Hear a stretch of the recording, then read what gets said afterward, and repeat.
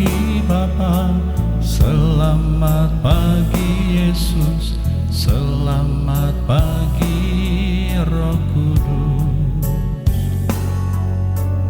Terima kasih atas anugerah-Mu, semalam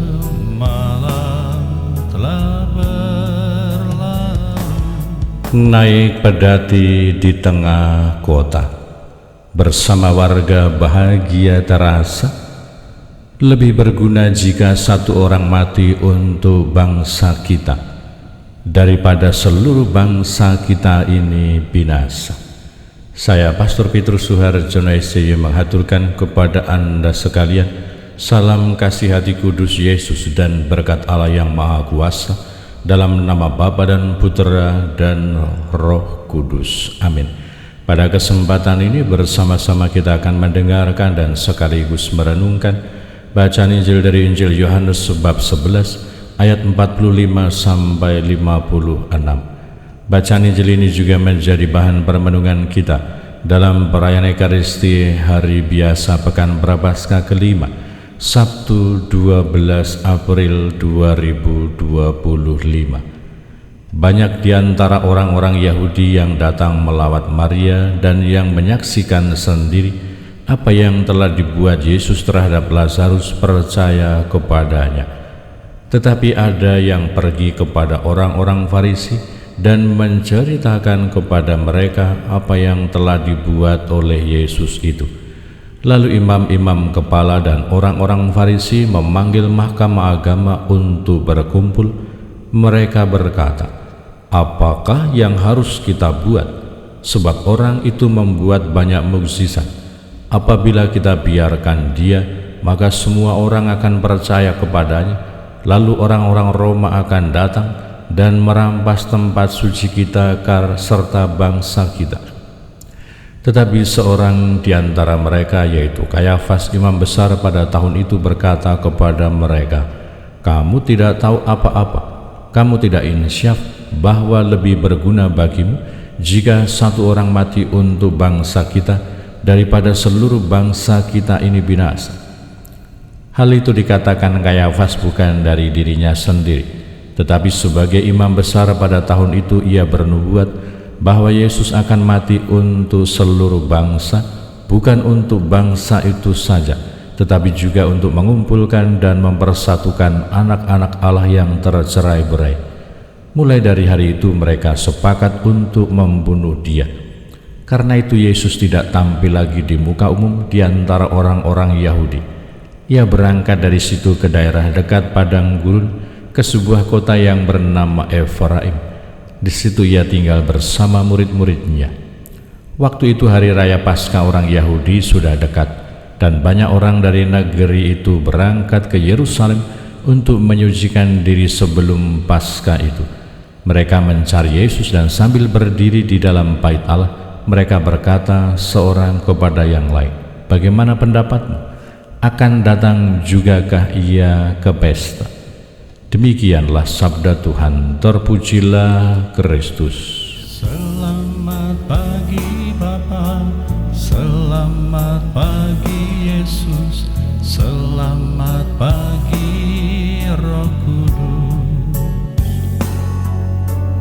Terima kasih atas anugerah-Mu, semalam telah berlalu. Saudara-saudari yang terkasih, selamat pagi. Bagaimana kabar Anda hari ini? Semoga selalu sehat, berbahagia, bergembira, bersukacita luar biasa, dan senantiasa merasakan kasih dan penyertaan Tuhan di hari yang baru ini. Semoga Anda sekalian, kita semua tetap senantiasa setia dan tekun, saling mendukung dan mendoakan satu sama lain, supaya kita semakin diteguhkan dalam iman kita, dikokohkan dalam pengharapan kita, dan semakin dikobarkan dalam kasih kita kepada Allah, kepada sesama. Kita berdoa untuk mereka yang sudah sepuh, yang sudah lansia, yang sedang sakit, kita doakan. Kita berdoa untuk mereka yang sedang mengalami persoalan-persoalan hidup, entah secara pribadi maupun di dalam keluarga mereka. Kita berdoa untuk mereka, keluarga-keluarga yang harus terpisah jauh karena aneka macam pekerjaan dan tuntutan kehidupan. Kita juga berdoa untuk mereka yang masih muda, yang sedang sekolah, yang sedang di bangku kuliah. Kita doakan, kita dukung mereka. Kita berdoa untuk mereka yang mengharapkan mencari pekerjaan yang baik, teman hidup yang tepat.